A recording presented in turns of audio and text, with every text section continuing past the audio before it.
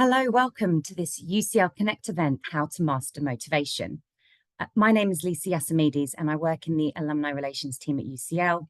I'm really excited to be a part of this event and looking forward to hearing from our guest speakers today. For those of you who are new to the new UCL Connect series, this event is part of the series which looks at improving the professional and personal development skills and expertise of alumni and students across the global UCL community. So whether you're established in your career, you're moving into a new industry, or perhaps you're considering your options post-graduation, the series has something for everybody. The programme is a mix of virtual and in-person events, which are run around once a month during term time. And on the screen, you'll see a few examples of some of the previous sessions we've run. If you'd like to rewatch any of those sessions, do follow the URL listed at the bottom, and that will take you through to the recordings. Next slide, please. So before we begin with the event, I just wanted to let you know that this is being recorded. There'll be an opportunity to ask questions to the panel as well. You can do this by writing your question using the Q&A section, and you'll see that at the bottom of the screen. So please use the Q&A section specifically to put any questions in here, and we will answer those questions in the Q&A portion of the event towards the end. Also, please do feel free to upvote questions that you'd like to hear the answer to. So as well as that, for those of you who are not aware, there is also the option to bring up live captions on your screen. These need to be individually turned on. So if you would like to use this feature, you'll see a button at the bottom that has 3 dots and the word more. If you click that button, then click the word captions, followed by the option that says show captions. This will enable that feature for you.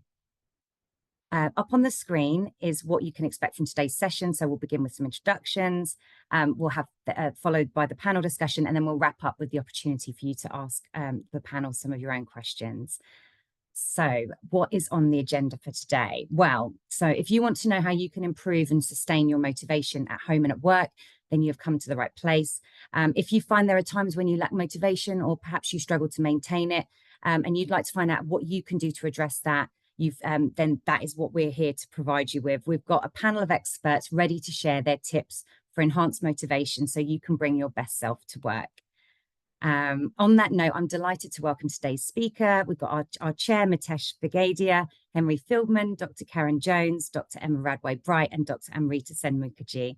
Thank you all for joining us today. It's so wonderful to have you back with us at UCL. And I'm going to hand over to our chair, Mitesh, to begin the session. Thank you, Lisa. Hello and welcome everyone to what I know will be an amazing session. The registered interest for this session is the second highest we've had so far. So it goes to show that this is a topic many of us are really interested in learning more about. And hopefully you'll be able to pick up some tips to help master your own motivation and as a result, help others. So this is the first time that I've had the opportunity to be a chair of something incredible as this. So it's a real honor for me. So I just want to say thank you to Lisa and the UCL alumni team for selecting me. Quick intro for myself. My name is Mitesh Vigadia. I'm the Deputy Director of Student Support and Wellbeing Services at UCL. I was also a hall warden up until very recently, and I've been at UCL for around 11 years. Now, before I worked at UCL, I worked in social services for Hertfordshire County Council, supporting children in foster care and care leavers who went to university. Now, throughout my career, I've seen how motivation can play a real crucial role in young people's lives, particularly, both through the lack of motivation or the opposite, channeling and using one's motivation to achieve goals and dreams. Now, mastering motivation is about understanding the underlying principles that drive action and then applying these strategies to make motivation work for you. Motivation isn't something that you necessarily have to wait for. It often requires proactive planning, sometimes changing in habits or even a mental shift. So for the next 60 minutes or so, we're going to do a deep dive into how to master your motivation. And to help us do this, who better than our brilliant panelists? So without further ado, I just want to take time for each of the panelists to do a quick introduction before we make a start with some questions. So I'm going to go around the room in order. So I've got Karen first. If you want to kick off with introduction, Karen. Hello all, I'm Karen Jones, and I did a PhD in molecular genetics back in 1991, finished that in 1994, and that was in molecular genetics of BRCA1, the breast cancer gene. But now I'm a marketing director for a large corporate with lots of different steps in the middle.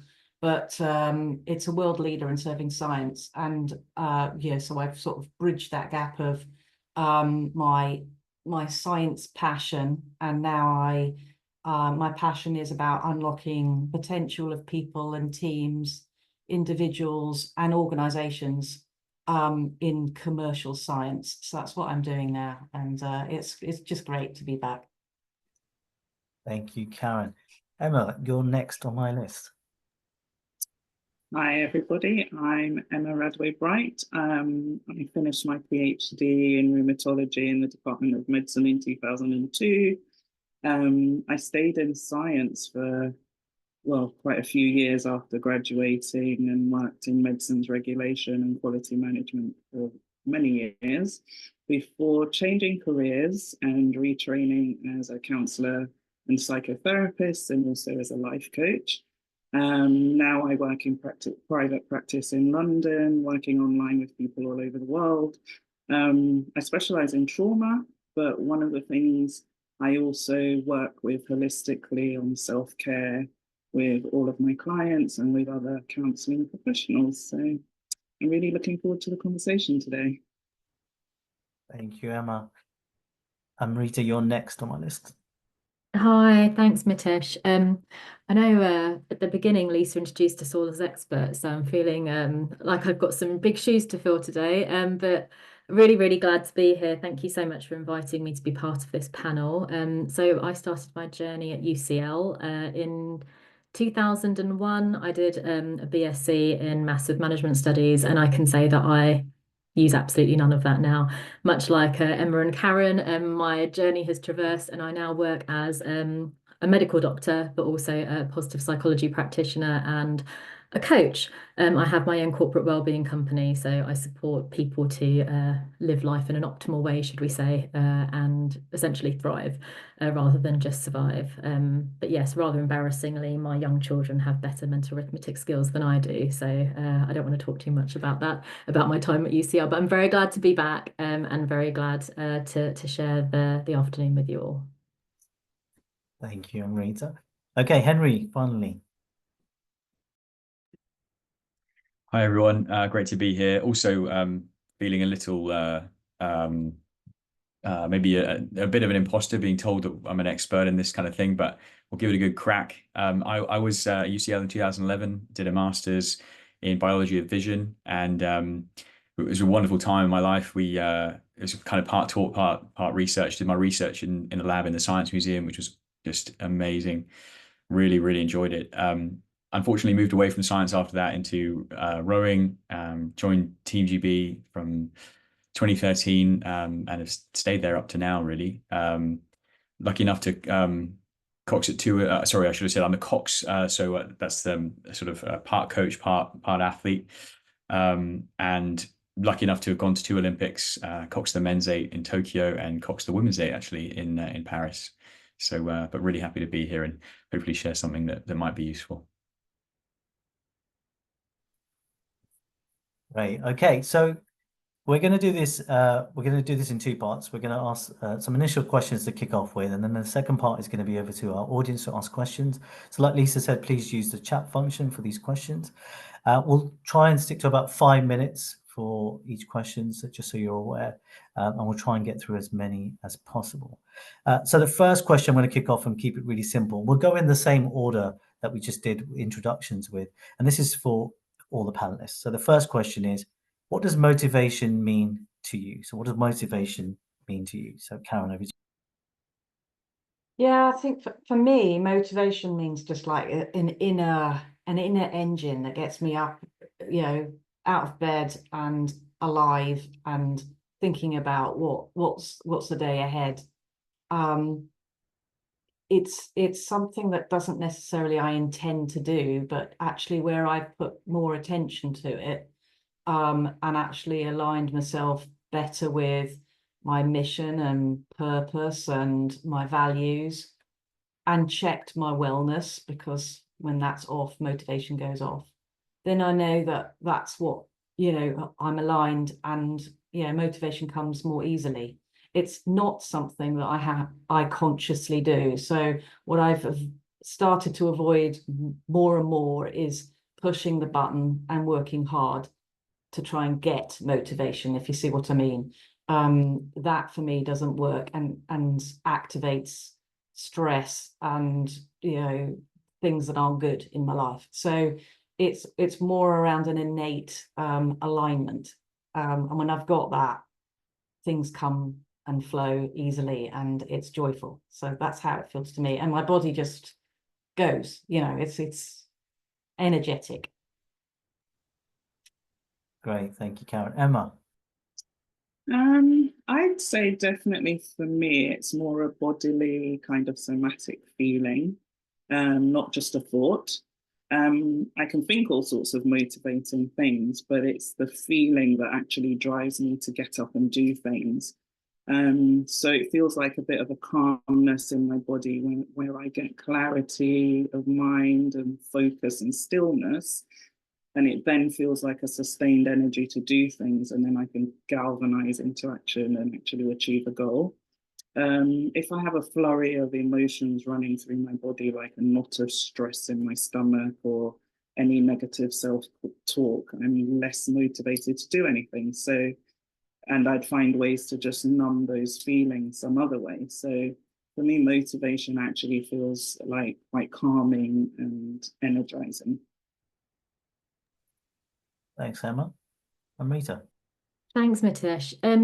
So I'm going to pull on the themes that Karen and Emma have introduced. I actually found this really hard to articulate. You know, what does motivation mean to me? And I think the rationale or the reason behind that was because it's actually something that's completely dynamic to me. It's something that's evolving. I wouldn't say on a day-to-day basis, but something over, if I look at the periods of time that I've spent in different work environments or different university environments.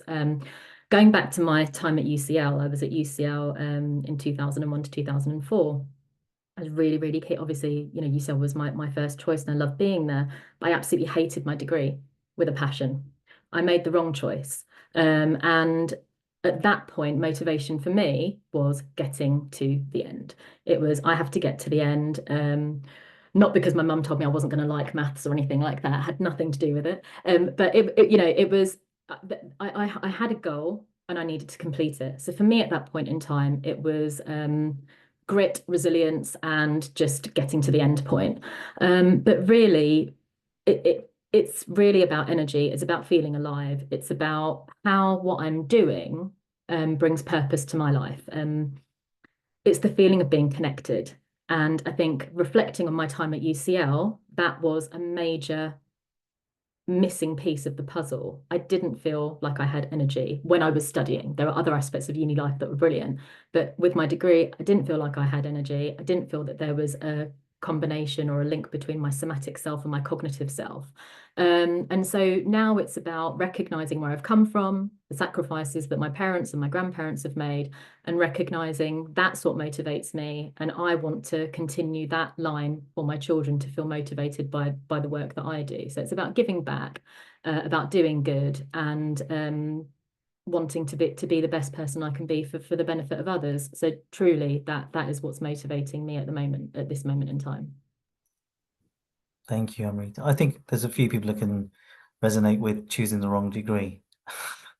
Okay, Henry, over to you with the same question. I don't actually have so much to add, to be honest. I resonate so much with so much of that. I for me, it's having it. I feel like having an engine is a word I'd use. An engine to get me to do things. I feel like it is a feeling. It is absolutely a feeling. And the way I probably would think about it is that it's a feeling or an engine that is pointed at achieving something that is undampened by adverse moments or difficult times. I think when I'm feeling very motivated, I feel like I can get through anything, and when I'm not, I feel like I can be very easily derailed or pushed to procrastination. So that's what I would say. It's absolutely for me a feeling, and it's a feeling that gets me through difficulty or adversity. Great. Thank you for some of those amazing answers. Okay, so the next question we've got is, this is more to Karen and Henry. What does motivation look like, and what does lack of motivation look like? And then the second part on that, and a follow-on, is how can you spot it in yourself and in others? So what does motivation look like, and what does lack of motivation look like? And then how can you spot it in yourself and in others? So Karen, over to you and Henry for that one. Well, like I said, look at what it looks like. It's more like a feeling for me. It's a flow. It's easy. It's happiness. It's all of that. It's positivity. But I'm also planning. So I can't help myself but think forward. So there's a momentum to it. That's what it feels like and seems like. What lack feels like for me is trudge and tiredness and obligation and just that. And I can think of 2 times in my life clearly when I was in a role that didn't motivate me. One was when I was actually doing my postdoc, and I was working. It was just nitty-gritty lab work, putting one step in front of the other, making decisions from your experiments overnight and doing the next thing. And it was just so detailed and painstaking, and it just doesn't suit me. I know that I'm a bigger picture person who needs to work with teams and gets energized by other people and gets energized by the creative process. And there I was in a scientific environment doing almost the polar opposite of that. And now that I know that, I form myself in teams and I build teams with a combination of people who are super detail orientated and those who think bigger and can problem solve and do critical thinking in the middle. So that for me is the making of a really great team, and also to harness the innate flow, if you like, flow state of people, because I do think that there are people more inclined to detail work than bigger picture work. So it's understanding that, and I've done loads of tests and profiles to figure that one out as well, that they've really helped me. Spotting it in others is just spotting that, willingness to come up with ideas, or willingness to step forward or volunteer for things, or volunteer a thought or something that can contribute beyond just doing the job. And when you see people in action, that's brilliant. But you can also see people dragging their feet, making excuses, resisting. And often that's because they just don't want to do it and they're not motivated. I've got plenty of examples along the way of people who've been like that. And then when you challenge them and say, what do you really want? It's not this role. But when you have that rich conversation, you can move in a different direction, steer somebody to do something far more impactful for themselves and for others and for the organization. And it's really satisfying to do that. So that's how I work. It's just not from the point of view of judgment, you're rubbish at your job, but more, why aren't you feeling motivated in this, and then helping them to go somewhere where they are. Yeah. Thanks. Henry, do you have anything to add? Yeah, I guess I think I hope my line's all right. I'm getting some static. Maybe that's just me. I think yeah, as we sort of touched on what motivation looks like, and I'd kind of echo what Karen said in the introduction about it. There's this sort of feeling of joy. This you're very joy in to be involved in what you're involved with. I did want to say that you might imagine that sort of people on the Olympic team are just highly motivated all the time, but it's absolutely not like that. It absolutely fluctuates, and I just would like to just pass that on, that I think that's really normal for people to feel less motivated one day. It's not a problem. But I think in terms of answering the question and saying what does a lack of motivation look like, so when we actually do have a problem, I think that kind of looks like when you have those sort of fluctuations down and they stick around for a little bit of time. I think like we said about feeling of joy, if that dissipates or isn't there, I can think of a time where we came off the back of a really big event, and I came, and it's my dream job, being in rowing. I love it. And I came back to training after we'd done this event, and I didn't like it at all. And I just didn't have the motivation to do it. I wasn't experiencing that joy. And that was a real telltale sign to me that something was wrong. And and another telltale sign was I started looking to try and motivate myself, which you should just be innately motivated, I think. So I think in that way, I think a lack of motivation, it feels like that. And it is probably a sign that something else needs to be put right to sort of reignite that fire. And I think just sort of feeling, oh, I'm not very motivated. How can let me watch a motivational video or do something? That's just a plaster on, I think, whatever needs to be rebalanced, I would say. And I think spotting it in others, exactly as Karen said, you're kind of looking for that in others, and maybe looking for behavioral shifts, like if someone is normally very much on time and now they're not, or perhaps our rowers, they need to do pre-session stretching and mobility work, and then they've got an injury, and you think, hang on, why have you got an injury? Have you not been doing your prehab stuff? Why have you not been doing it? Oh, okay. And so you're kind of trying to build a picture like that.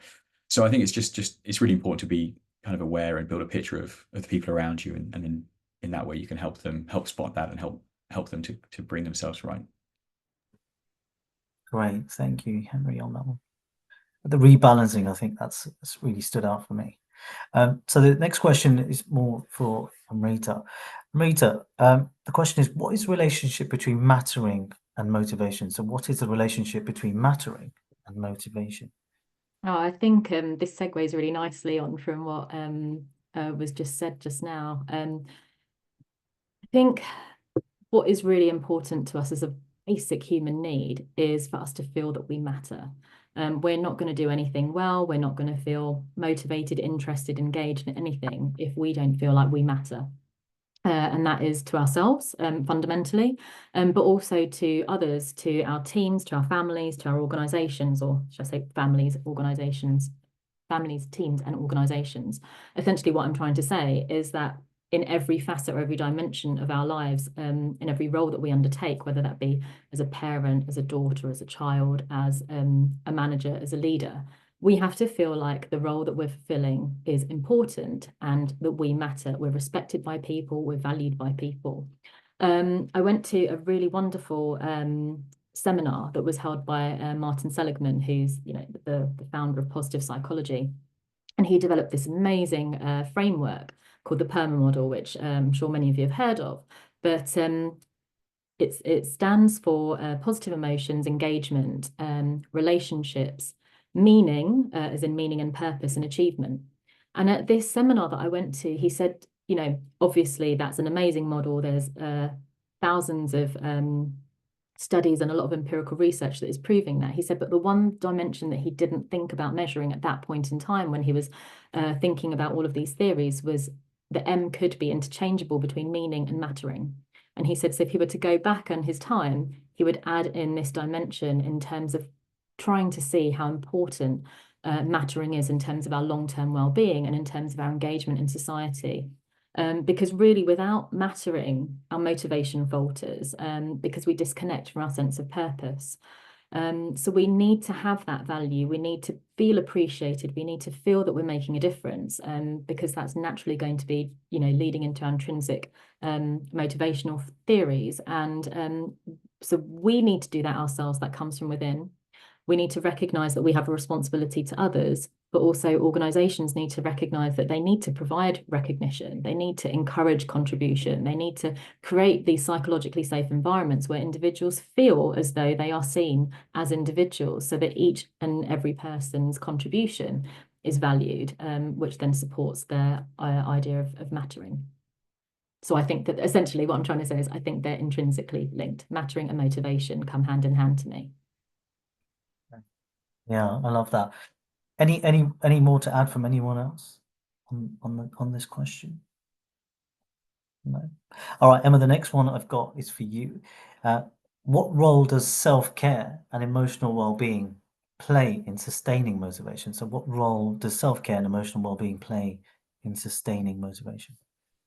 Well, I think following up from what Amrita said about mattering, I think self-care is also one of the tenets of mattering to yourself.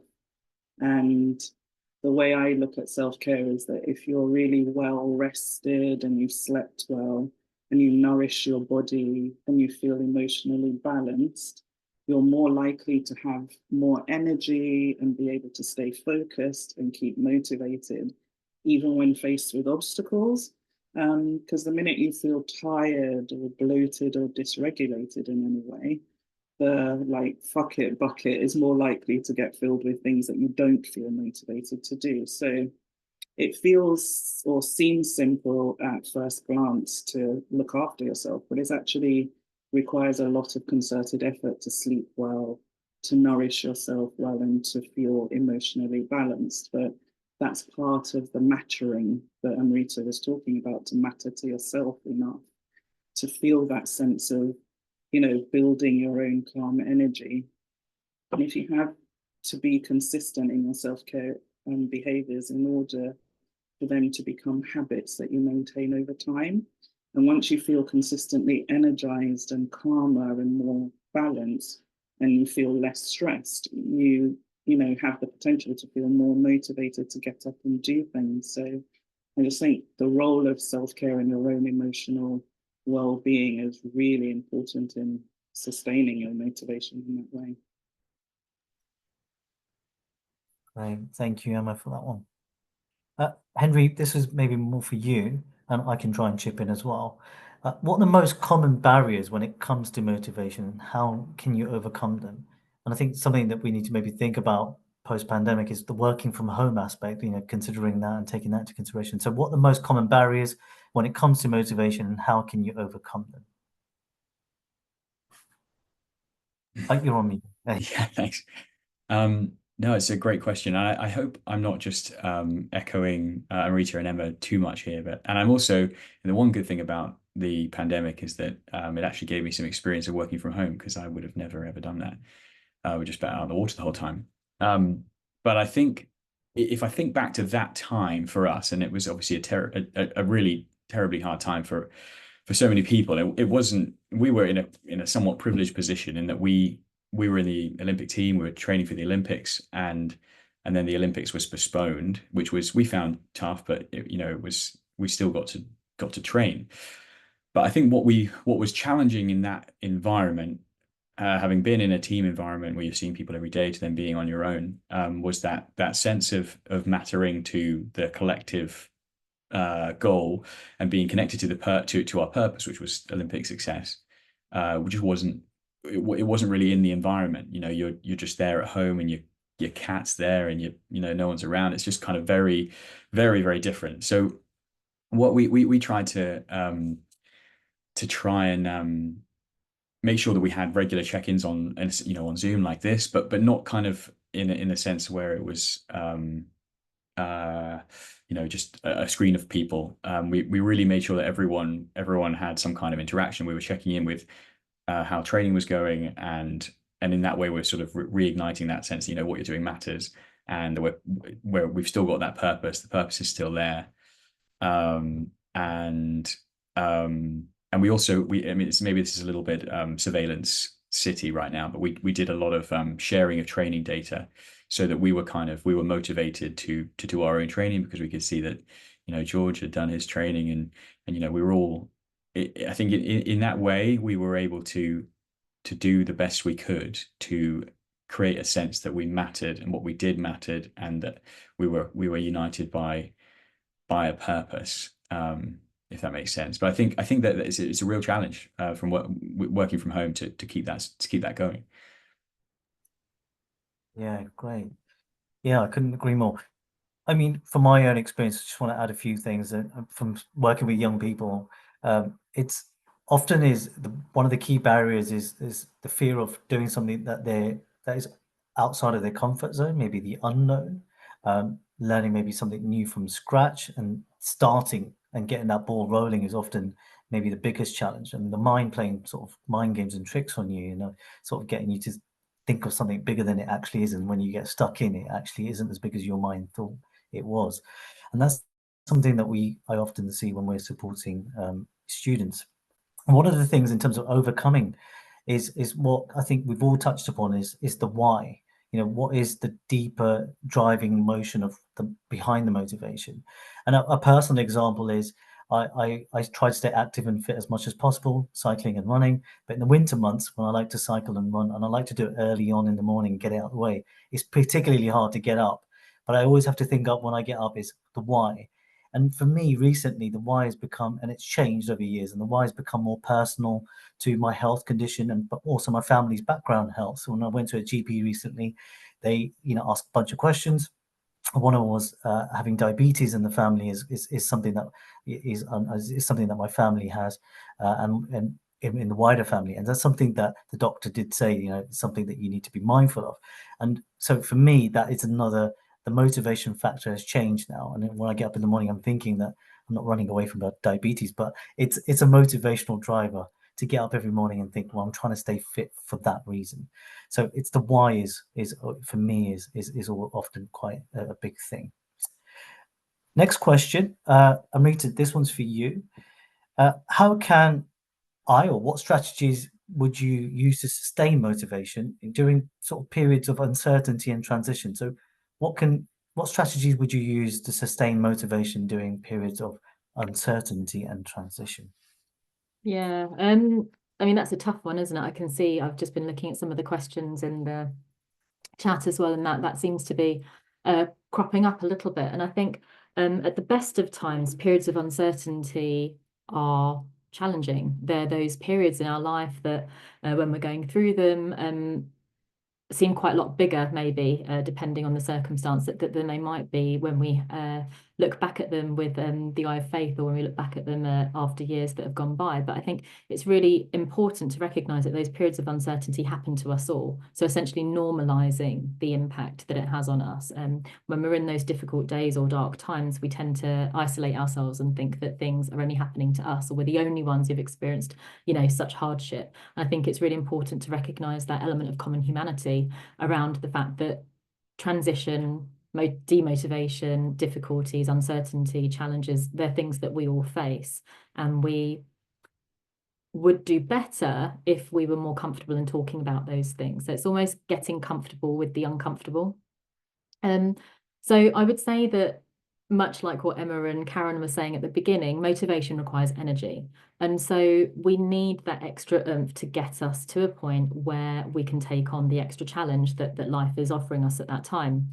And so engaging with that, I think, is really, really important, actually. Engaging with uncertainty, engaging with challenge is really, really key. So making sure that it's not taking control of you, but you're having a part in the journey that's moving forward. So I would suggest, kind of in relation to a lot of the earlier answers I've given, it's about feeling connected, about reminding yourself of what makes you feel alive. So it is really challenging getting up in the morning, riding your bike. But the deeper meaning is, well, you're doing that, yes, for lots of other reasons, but another reason is that you want to try and protect your physical health. So when you are going through a difficult time, I think connecting with your purpose is hugely important. It connects you to that broader mission. So I have had many difficult times, much like everybody on the panel has. And the fundamental, the bedrock for me, the foundations of my life are my children. So what am I doing? What kind of role am I presenting? How am I modeling behavior to my children, who are also going to be experiencing difficulties, come what may? So break things down. So my strategies, I'll break things down. It's much better or much easier to take a few steps rather than climb the whole mountain. So using that metaphor, try and look at the big project that you have, or the big difficulty that you have, and break it down into smaller pieces. Use your strengths. We all are kind of a mishmash and unique kaleidoscope of different strengths. What are you good at? What do you find easy? In times of difficulty, lean on your strengths and utilize those of other people. Get your support network involved, get them to help you. Cultivate optimism as well. Having a positive mindset is really, really key. And that doesn't mean be blindly optimistic where you're saying, oh, everything's going to be brilliant. That's absolutely fine. It's about just reframing. It's about the language that we use with ourselves and not being too critical or unkind to ourselves. So bringing in that self-compassion. And again, connection, lean on those relationships. So yes, lean on people for their strengths and ask them to help you utilizing their skill set, but also lean on them and tell them what's happening, because it's only then when we share that we realize that we can get encouragement from others. We can get people to be our accountability buddies. We can get people to support us. So then, in the future, hopefully you can repay that favor, and that gives you that kind of positive feedback loop around altruism as well. So, I think there are so many different ways, but I think essentially focusing on the big picture rather than the current storm that you're in is probably my summary. Great, thank you, Rita, for that one. Going back to that purpose is the key, isn't it? Okay, so the next question, Karen, this one's for you. What are the tools and approaches that you can use to get back your motivation, to get back to motivation? What are the tools and approaches can you use? Yeah, there was a question in the chat actually about how do you get back to if you're in a job that you're not motivated in, but you financially can't afford to leave it, how can you get motivation? And that's exactly what happened to me a few years ago. I was in a scientific area of my business. It's a huge corporate, so I was in a different division that I didn't really understand. I wasn't very good at physics and chemistry. Well, I was all right, but it didn't float my boat, right? So I was in chromatography and mass spectrometry, and God love them, they do great work, but it just didn't light my fire. So I could do the leadership bit of the team, but once that team had got into gear, I sort of lost my mojo a bit, and I was looking around thinking, what's going on here? What I did was like Amrita was saying, just a bit of self-inquiry about, okay, what gets me into flow? What gets me motivated? What am I passionate about? And getting back to that alignment of purpose. So I thought, well, what is it? And it was all about unlocking the potential of people and teams. And I had a particular passion for women, and I do. There's a lot of women who are overlooked in large corporates, especially scientific ones. They do it to themselves, other people, do it to them. And I feel like I was victim to that as well. Went through a burnout out the other side, got through that through coaching. And I thought, well, actually, I'd love to be able to do that. So here I was in a role that wasn't really filling me up, but I knew what my passion was. So what I did was add it in, right? I wasn't going to prepare to leave. I've got 2 small kids and needed to put dinner on the table and pay the mortgage, right? So I couldn't just leave, but I needed to zhuzh up my day.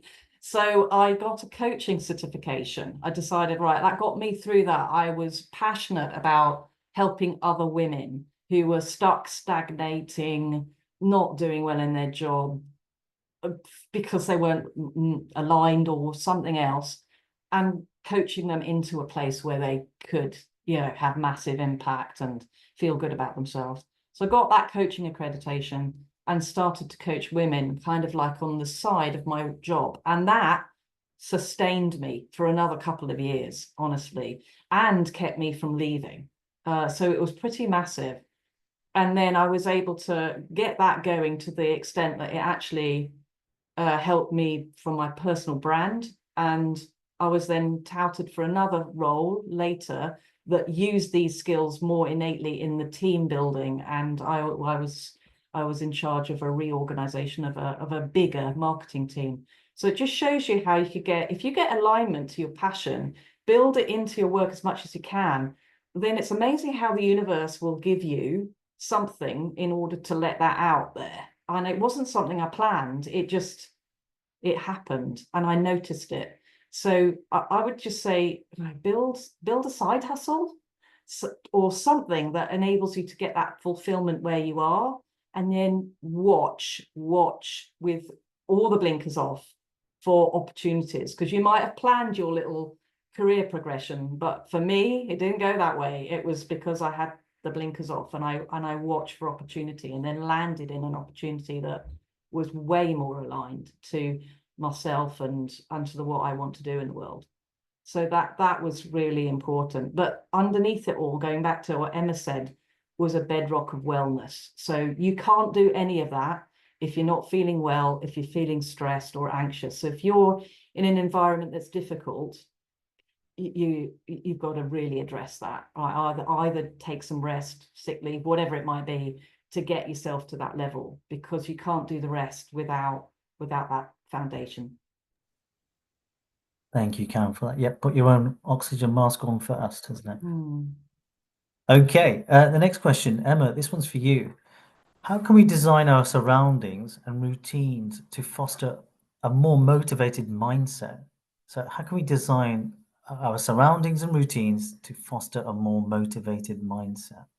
This is a big one. Well, I work with people on this all the time.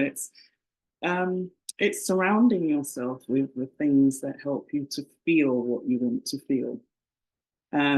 Be that calm, be that energized, calmly energized, ready to take action.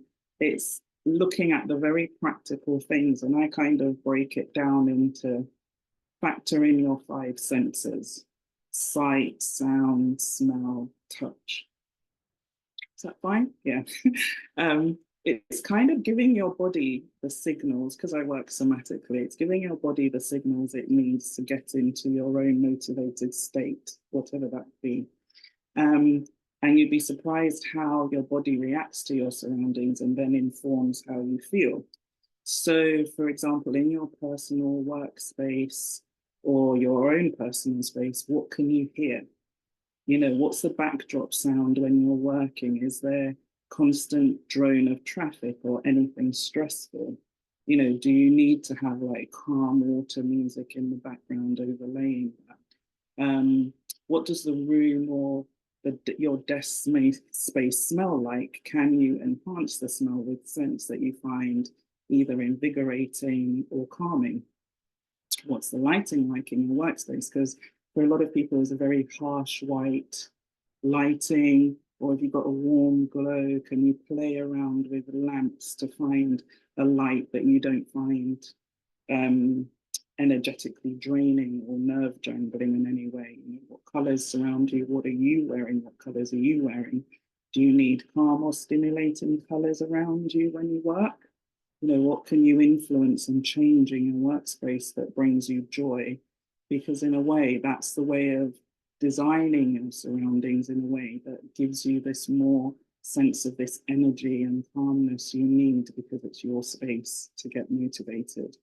And with routines, it's making it these small habits of celebrating the small things, not just the traditional work wins, but anything good around you that happens or that you achieve, to focus on your progress, not perfection, and always acknowledging the effort you've put into things. Make it something you do routinely, not just at uni or work, but a mindset you take into everything where it really helps you to feel genuinely more motivated to achieve things, because you've almost trained your brain to always look at the things to celebrate from everything.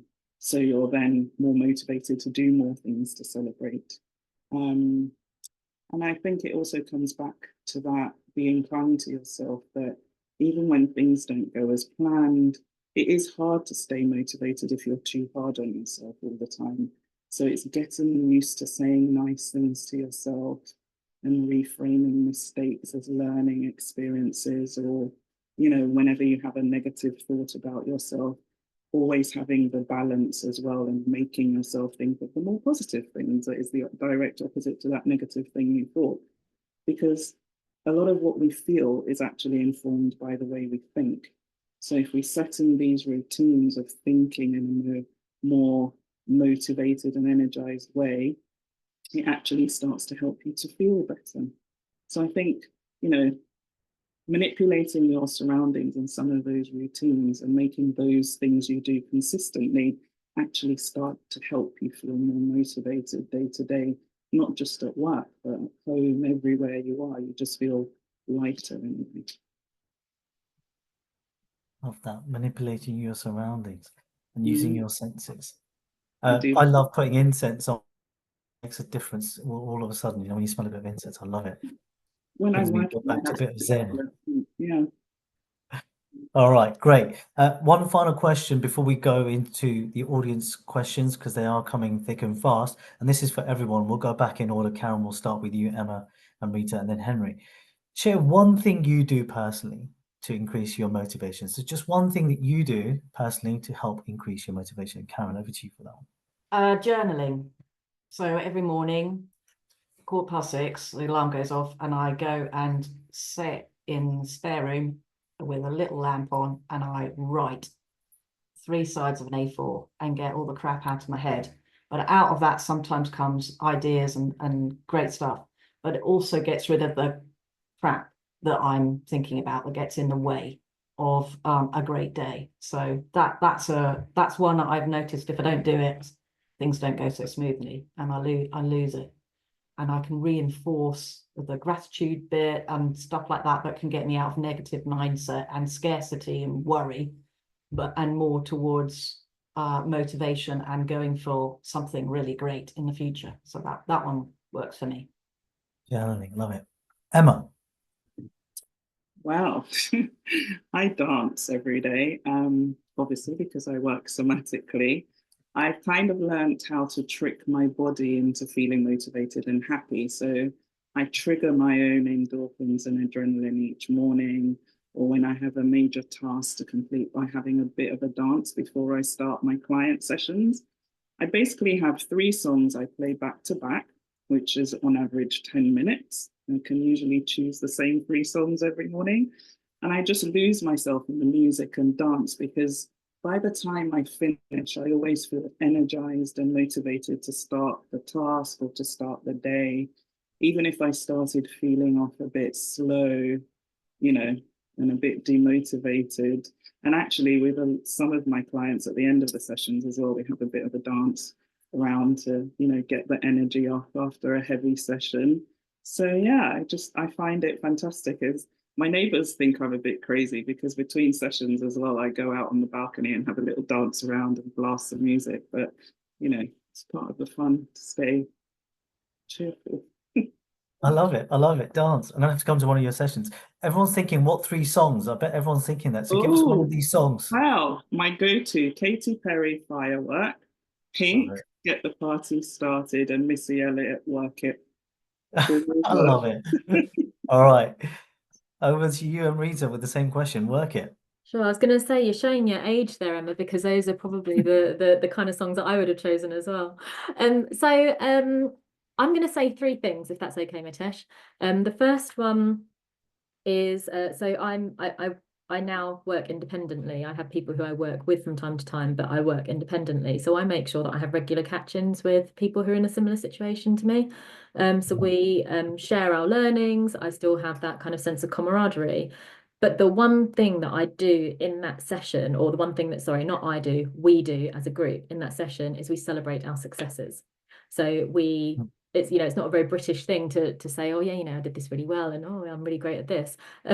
It's about marking your milestones, reflecting, and yes, moving forward, because we always need to be moving forward, but taking our learnings and achievements and growth into that domain. So that's one thing. The second thing is I also pay gratitude. I do 3 good things every night with my children. So instead of writing it down, we say it. So it's something that's become a really important part of our day. So it's a small habit, or it's a small element, a small tool that's now become a habit, which is now actually more of a ritual within our family. So that's lovely. And the third thing I was going to say is I stole from Grey's Anatomy when I can't remember the exact storyline, but it was when Christina is standing outside. I think she's going to do a really big surgery or something, and Meredith is with her, and they do the Superman pose. So they essentially connect with their somatic self, much like what Emma was talking about. I don't do that all the time.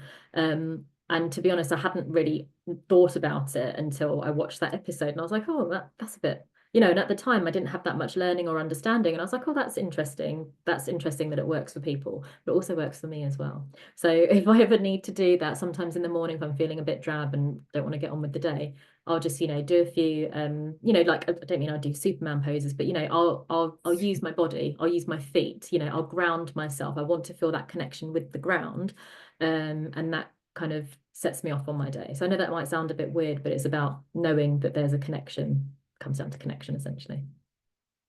Love it. What's your Superman pose? Give us your Superman pose. I'll do it when it's just the panelists at the end, Mitesh. Okay. Okay. I'll do it if we can invite Henry. everyone else to do it at the same time. Good idea. You're motivating everyone already. Look, Henry. I'll follow Amrita's example. I'll pick two. Go for it.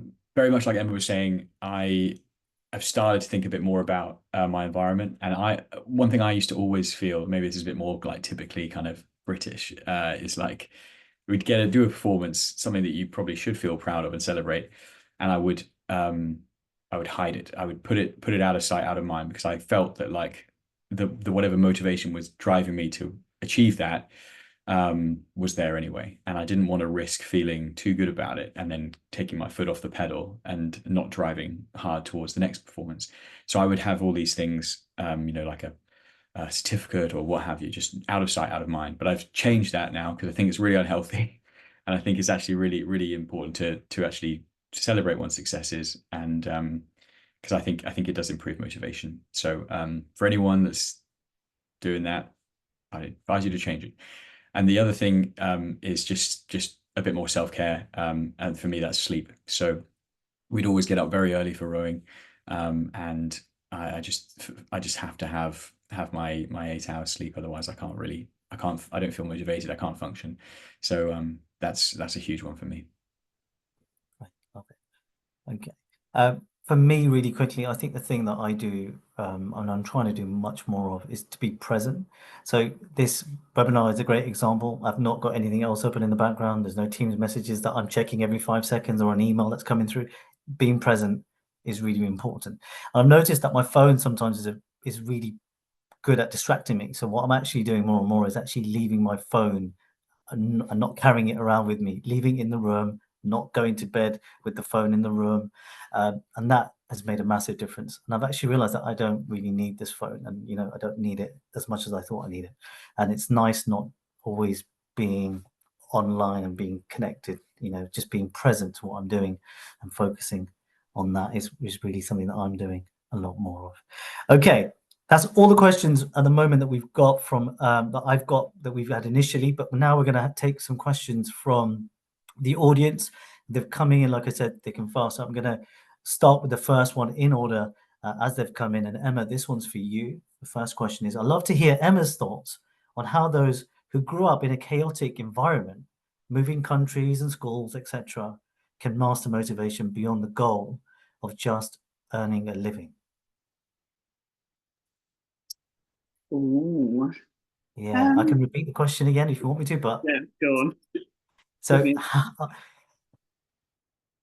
how Emma's thoughts on how those who grew up in a chaotic environment, moving schools or countries, etc., can master the motivation beyond the goal of just earning a living. Okay.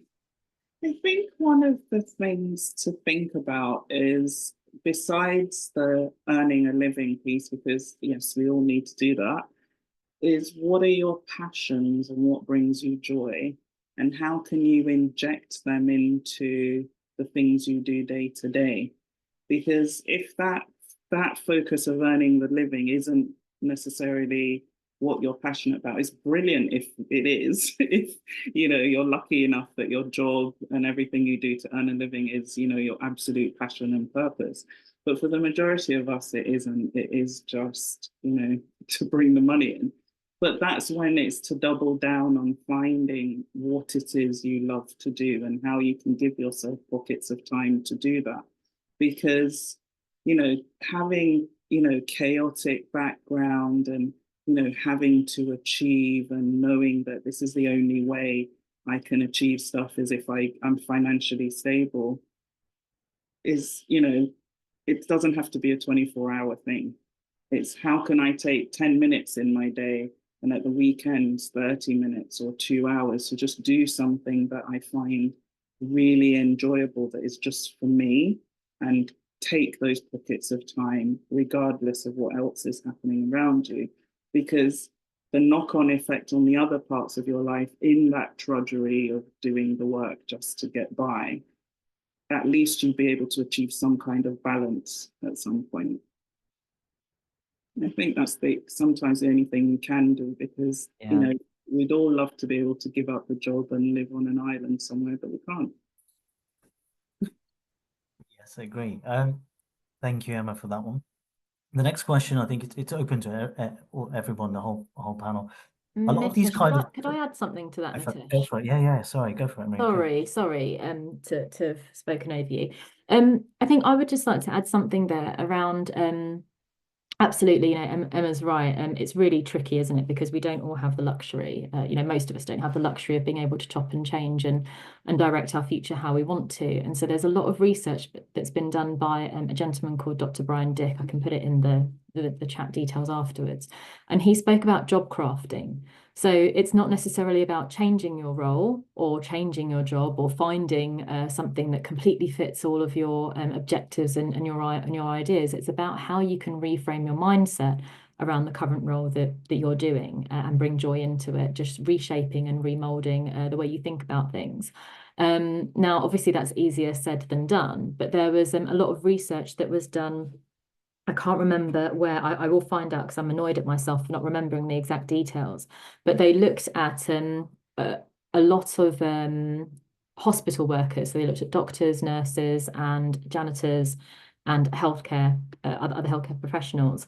And I think they did some quantitative and qualitative research around who was the most happy at work, who felt that their work was the most enjoyable.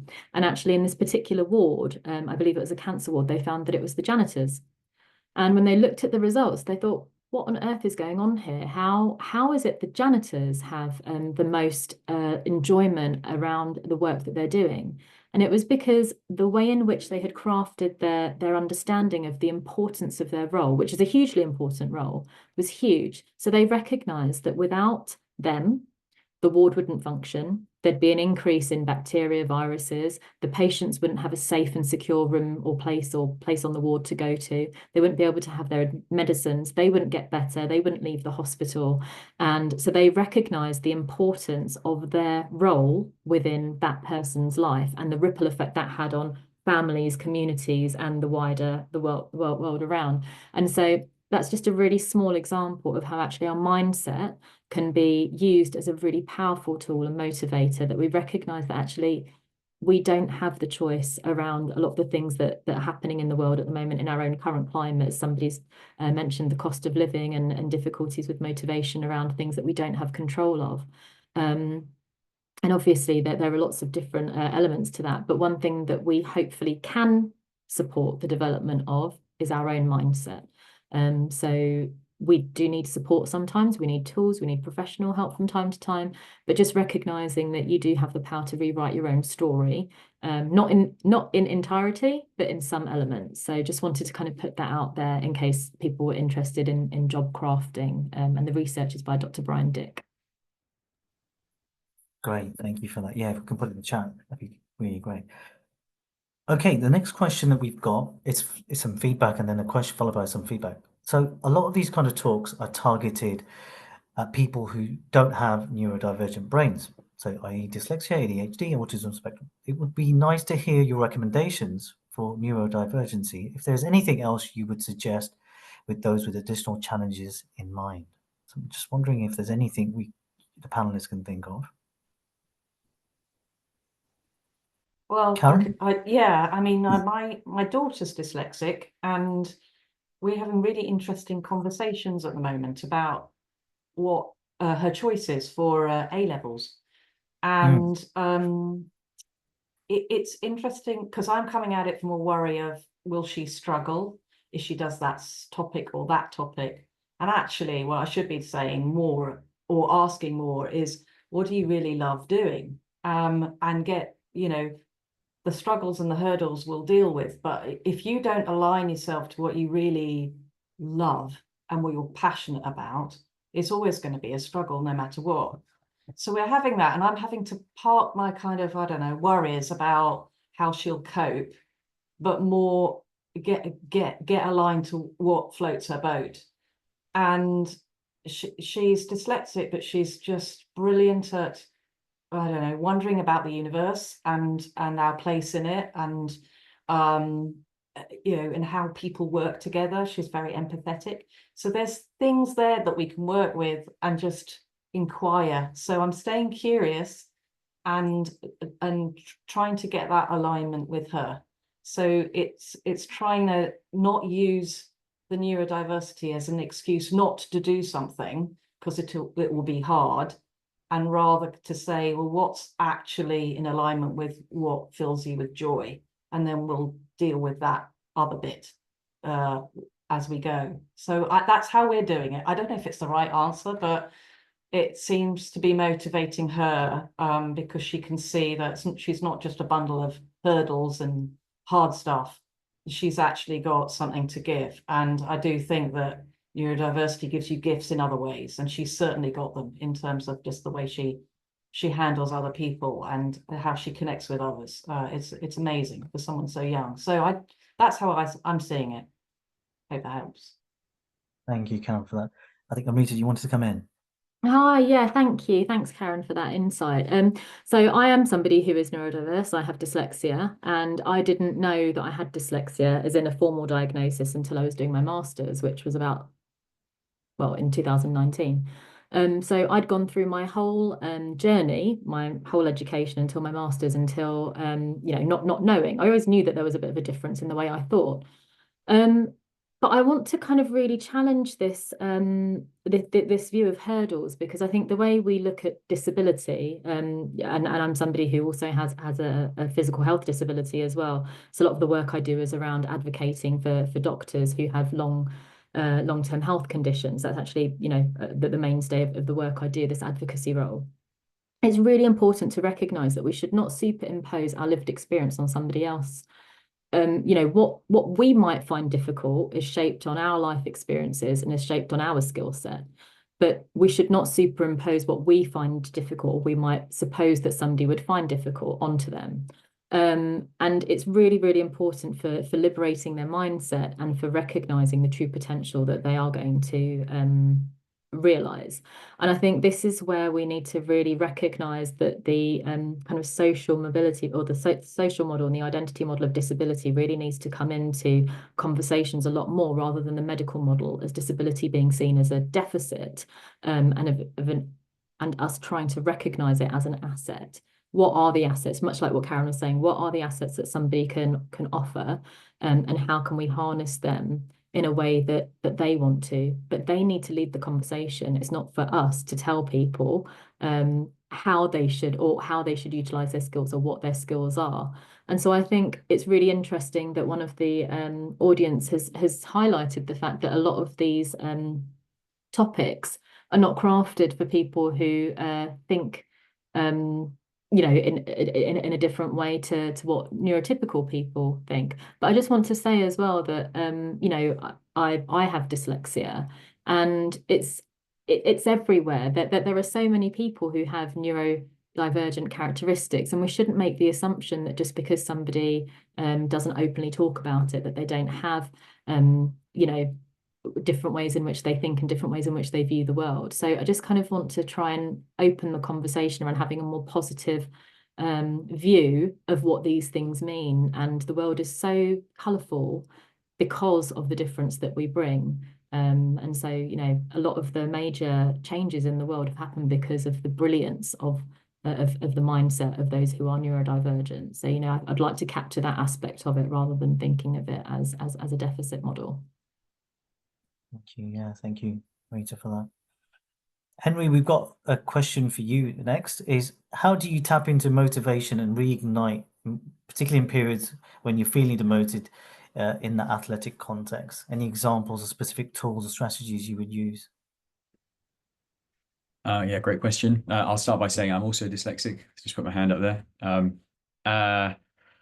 Yes, I think if I think about maybe a sort of example I spoke about before was that was post Tokyo Olympics. I was really lacking motivation. I really wanted to I wanted to come back to training and shoot for more success, but I put myself back in that situation, but my heart just wasn't really there. I wasn't really in it, and I found it very difficult. And everything that I found I could do was really difficult. So a big part of my role, well, not a big part, but a part of my role is making sure that I'm the right weight. And I wasn't shedding any weight. I was just holding on to my weight. I wasn't feeling motivated. I found it very hard to get out of bed in the morning, all these things. And what I kind of alluded to before is that my sort of lack of motivation was a symbol that other things needed to be balanced. So I would definitely encourage people to not, well, I maybe that's a bit too strong, but I would say in my context, looking for motivation was the wrong thing. It was more of a signpost that other things weren't right. And I think the things in my instance that weren't right is that I was just really burnt out. I hadn't taken the right time to recalibrate in all other avenues in my life. So what I did was I took a bit of time away from my sport, and I basically looked at everything. I wasn't really sure what I was doing, so I just looked at everything that I could think of. I even went to get my eyes tested. Like, is there something wrong with how I'm seeing stuff? So I went and got my eyes tested. I spoke to a dietitian. I was like, what's going on? I can't lose any weight. I'm doing all these things. And I went and spoke to a psychotherapist as well, and did a series of sessions there. And I kind of just realized, okay, I'm actually burnt out. So kind of comes back to what Emma was saying about the self-care stuff. I think if you're gonna be motivated and successful, I think you need to make sure that the thing that is doing those things is fueled well or rested well. Is a balanced individual. We can't be. I think maybe I sometimes am guilty of enslaving myself to my sport and not taking the time to be with people I love, or satisfy my other interests like science. And so I think it's just about for me. I'd echo the self-care, and I'd really, I think it's really important to take care of yourself and live a balanced life. And yeah, if you're feeling these things, it might well be that the motivation isn't the problem; it's something else. Thank you, Henry. We've got quite a few more questions, so we're going to try and get through these. We've got only 5 minutes left, so I'm just going to pick out the next one. Is how do you maintain motivation when everything is falling apart at work? So this is more work related. How do you maintain motivation when everything at work is falling apart?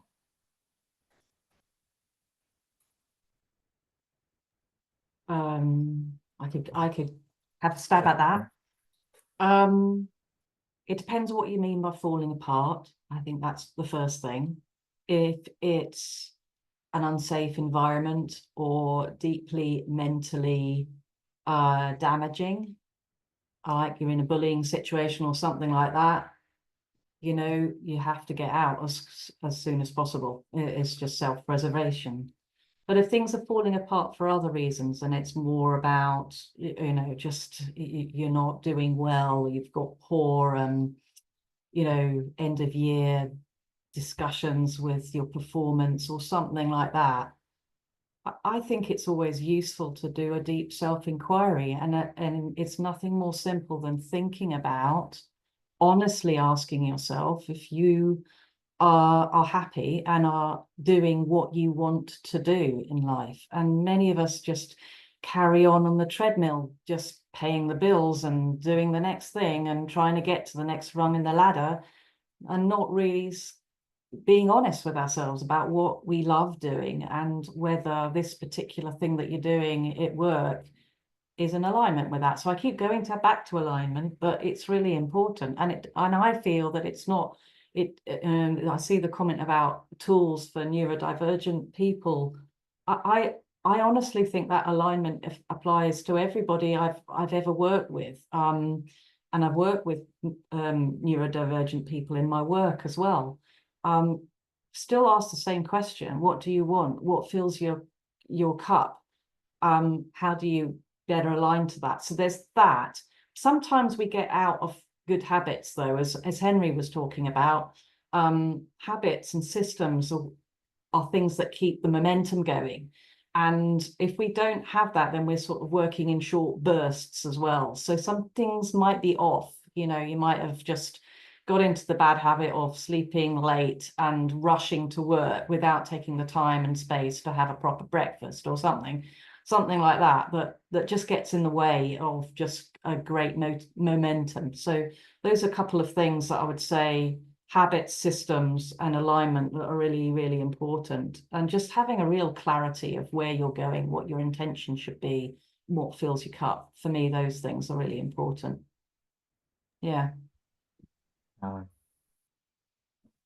One more question. I think we've got a time for. We'll try and squeeze one or maybe two in as well. The next question is, do you think there's a limit, and this is open to panelists, do you think there's a limit or threshold to motivation? So if, for example, if you're too motivated looking after your child after work, then this might be a reason for you not to get so motivated at work. So is there a threshold?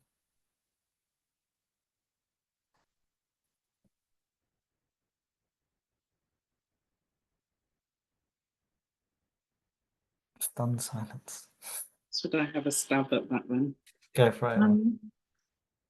I don't think there's a limit to motivation, but I do think there is a limitation to what you're calling motivation sometimes, because in that example, in the motivation to look after your child, is that motivation or is that just parenting?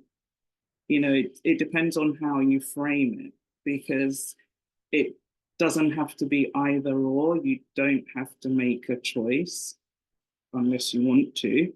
But I think being motivated in your home life hopefully will also have a knock-on effect on how motivated you are to achieve things outside of your home life. In the same way, you know, we do live in a society that seems to apply motivation to work. But actually, if we spread our motivation in the sense of celebrating everything in our lives and in trying to enjoy and reframe the things we're doing, you know, you can then never have too much motivation in that sense, because it's what's driving the motivation. You know, is it just financial, or is it a passion for life, or, you know, joie de vivre? You know, you can never have too much motivation for joy. No, I wonder if the question is more about the limit, you know, because I've reached that, you know, having two small kids and trying to keep things going at work and, you know, keep the house going, all of that. There's a limit of your energy, and sometimes you feel you're tapped out by the time you've got to yourself, and that's never good, is it? So for me, it was back to looking at my needs, and I have a little tool called the Needs Creed, which is just a pie chart where I've joined, you know, and I've made little slices of the pie being my needs. And, you know, they're physiological, psychological, relational, and spiritual. And I basically have built a picture for what an ideal week looks like.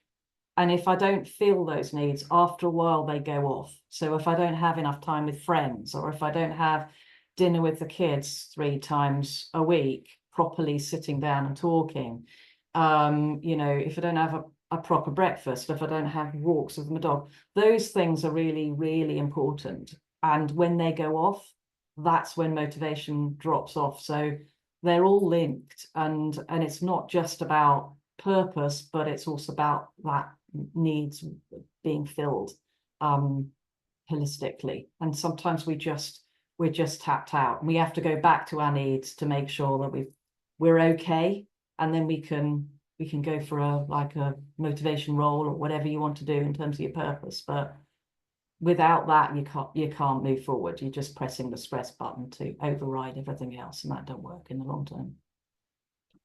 Brilliant, thank you. I'm sorry, we're going to have to sort of come to a wrap and close there, because we've got so many questions. We didn't get a chance to go through all of these questions. We're going to hand back to Tim and Lisa, is that?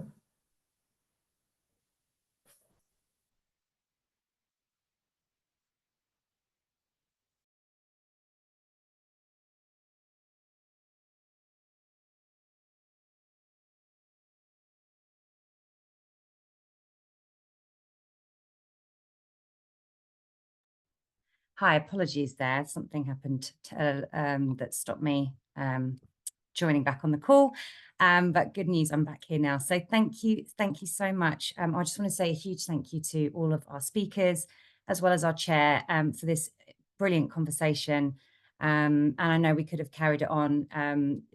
Just the time absolutely flew. I would like to just also take a moment just to remind you that this is the last UCL Connect session for 2024. But we will be back in 2025. So do keep an eye on the UCL website. There'll be details of some upcoming sessions updated on this very soon. So the last thing to do just before I let you head off for your afternoon is, can you please, if you have a couple of moments, it's only a few questions, if you'd be able to use the QR code, or alternatively, my colleague is going to share the link in the chat. If you could just take a few moments of your time to share how you found this session. Your thoughts are always taken into account. So the previous feedback is always used to kind of inform how we continue to sort of shape these sessions for the future. So it's extremely valuable to us if you are able to take a few moments. But just other than that, I'd like to say another reminder, just thank you very much for joining us today. And thank you again to our wonderful panel and our wonderful chair. Hope to see you again at another UCL Connect event very soon. Thank you.